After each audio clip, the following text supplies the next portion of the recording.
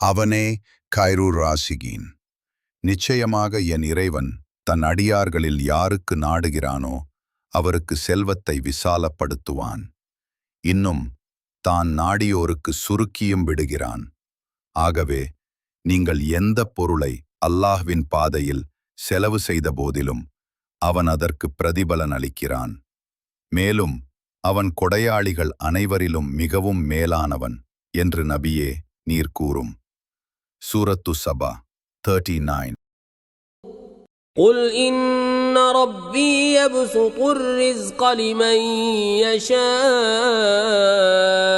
من عباده ويقدر له وما أنفقتم من شيء فهو يخلفه وهو خير الرازقين